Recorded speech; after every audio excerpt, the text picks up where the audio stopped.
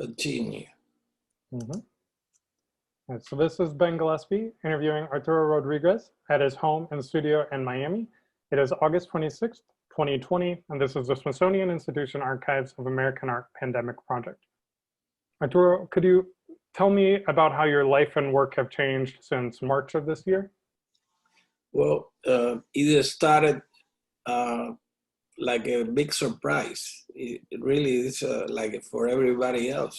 And then I start seeing that the whole world was affected by this virus. You know, in my case, I'm a high-risk person. I had high blood pressure and I'm 64 years old. My wife is also very high. She's asthmatic and she's a cancer survivor. My other two people that I see is my sister that is 69 and my mother is 96.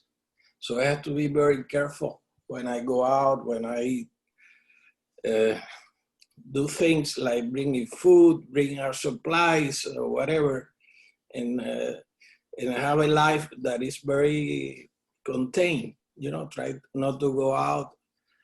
I see very little of my friends, only a continuation of through emails and phones, you know. So when this started, everybody was very, you know, this is going to last very little time. Everybody sent you what they were eating, and the food and what they're working, and people start to realize that this is for the long haul. So you have to adapt to that. My work, luckily, I work at my house. My house is my studio and it's also one of my themes that I work about. So what I do is take every day, try to make very like a routine. Otherwise you feel like in a Samuel Beckett play, you know, when there is lines, invisible, you know, things that you want to do and can't do, you know, and you have in front of you, and that's very, very difficult. But in other ways, it's your own sanity that is at work here, and work helps a lot, you know, to be every day, force yourself to work for an amount of time, being very disciplined in what you do. I also am very, in many ways, I do the same thing at the same time. I start working like 10. I eat at 2. I see my mother sometimes at 7. Sometimes when I 7:50, my mother tells me, "What happened to you?" You know, I try to be there at 7. Try to make like a routine, you know, that is in many ways, it liberates, frees you from being very routinary in your work. You know, the work is what is important to me in all of this, you know, to keep it going, keep it with the same quality and the same continuation. You know, I don't want this virus to be my work. Maybe eventually it will be, but not now. I doing it, for example, a series. It's called Terra Incognita. It's about more or less fantastic landscapes, very suggestive, trying to be very more or less poetic. So that's what I'm working on. I've been working in that for a year and a half. So I keep the work. And also about that, I did a series about 5 or 6 years ago. It's called The School of Night. That is a series of drawings and paintings that everything was inside my house. You know, my house is full of objects, masks, the patio, you know. So everything, it was around me, my wife, how we deal with paranoia, with, you know, being together, the things that are fear, rage, all of that is in those works. So in many ways, I already painted what I'm feeling now. It's like a casualty, something like it's very, I don't know, but I felt that I already painted what I'm doing now. So then I changed. There have been other series. One is about Arcimboldo, and my own take on Arcimboldo. It's called Arcimboldo's Ghost.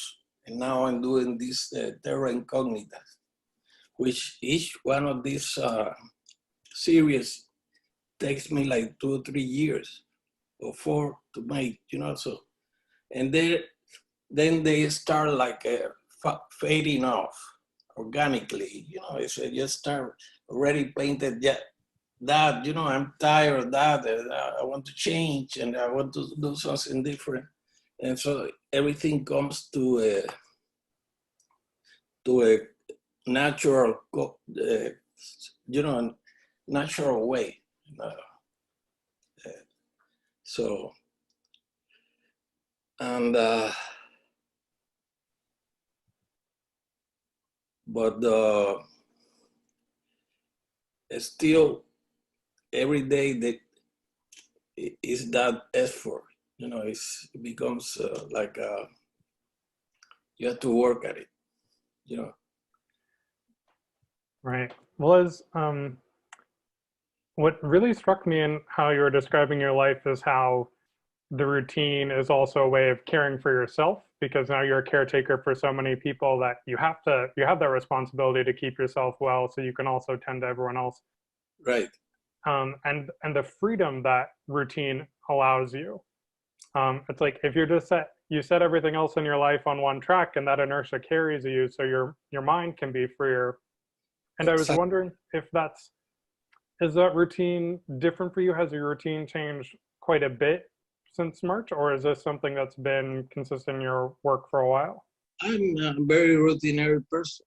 I like to do things at the same time. I always start working more or less at the same time. I wake up at breakfast, I read for a while. Then I start working until from 10 to 2. Then we have lunch together, me and my wife. Then I start reading again, maybe sleep a little bit of siesta, and then start working again. Then I walk for an hour. Then I go see my mother, and then come back and keep working until 10 or 11. Then I see a movie or whatever, and that's every day, But that liberates you from working, for really taking chances with your work, with changes in your work, and I really take those chances, try to be as different from the other as possible. But it's always my own view of the world. It doesn't change. It just, you see different parts, that's what I like so much, the movie Rashomon. Everybody is the same thing, but view from different points of view, so, and I see that art, I see, painting and a lot of art like that. Everybody has his own view, his own take on things, and that's what makes it interesting also. And that takes great moments and great failures also. Sometimes that's not good, so you have to destroy, but you have to keep going. And that struggle every day within your daily life, but also with your work, with what you're working on, what is happening, it's how can I make this new? How can I, change this and that? And that's basically it. But you have like a hole at the end. You have these routines, and then you have these wild and crazy things that you do in your painting. It's you take chances, you explore, experiment, but the whole thing is, I see it as a whole. So that's what my existence. And in many ways, this has helped me to deal with this virus because because of my work, I'm a very, it's a lonely work. You know, I by myself, I'm not a social person. Usually, I always working, I always thinking about work. And even with the years, as I grow older, it's more and more. You know, it's the only interested. What is my work, my vision of the world, and that's what I try to keep going. So So to come back to the School of Night, how are you, so that series of drawings exploring your everyday life in your home, the sort of not just the sinister, but what could be mysterious and transformative within the home if it's just you and your wife. How are you thinking about that differently now, or do you feel like you had already prepared yourself for this time through that exploration of quarantine? let's call it a promotion. Well, you know, uh, I was doing it without knowing it. You know, and then I was surprised how this was going to see like the work. You know, a school of night is because I wake sometimes at night, and it's a very special hour. They call it the hour of the wolf, the Romans, and it's a lot of connotations at night. That's also another part of my routine. You know, I don't sleep well, but and how you feel, you know, when you're the silence, and how you feel it's the hour when everything comes out, and you know, people die, people are born, usually the devils and are that's when they come out or whatever. And so the thing fascinated me. So that's when I started to get all this together. I have a big collection of masks and objects, and to me they are more like props. You know, I'm not interested in the whatever the meaning they have. I have a lot of African and Mexican and Balinese and stuff, and but it's not from an anthropologic view. They are like props, so they come out on the paintings. You know, I put them big. They part of people. They become people. You know, so all of that's just things that come out on the work. So I did this some of like 40 or 50 drawings, and then like 25 triptychs based on the same thing through 2 or 3 years. And that premonition is when this all started to happen. You know, it started to make me think, you know. But I don't ask why, or, you know, I was a visionary or anything. It just happened.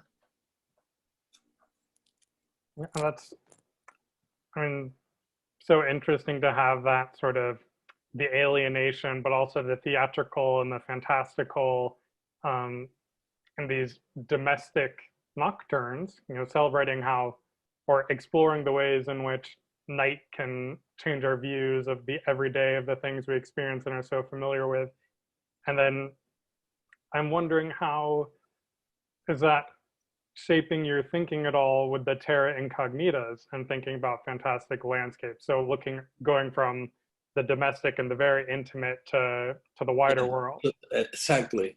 And that's what happened. And in the middle was the Arcimboldo's ghost, that it was art about art, because Arcimboldo make figures with fruits. But apart from fruits, I put like Diane Arbus, I put Jericho, I put the Courbet in the same painting, pieces. So when you see one of those paintings, it's a lot of pieces from other paintings. And that I spent also like 3 years doing that. And then the terra incognita is different because it's more about landscape. It's more about it's also personal because a lot of the figures, me and my wife, you know, like in boats with brooches and with it's about art also, but in another way with easels and boats, and it's based on 3 books also: Moby Dick, Journey to the End of the Night by Celine, and Heart of Darkness by Conrad. So I mix them together. It's kind of very complicated and crazy, but it makes sense. So a lot of them are triptychs. Each triptych is based on the School of Night. I mean, the Journey to the End of the Night, Moby Dick, and Heart of Darkness. So that's what I'm mixing all the things, but each one have like a certain style, certain way of being painted, and that's very far away from all the others, you know. So, and I very going with time more and more interested in just the terra incognita itself. No books, nothing. That's where I'm coming from. That's where I go. You know, to create that vision of the world. You know, this could be very terrible or poetic or, you know, whatever you want to call it. It's always painting. You know, that's personal, you know, the way it's painted. But it gives you, it's like poetry. I love poetry. One of those readings in the mornings, always I read 2, 3 poems, different people. And that helps me to create images, to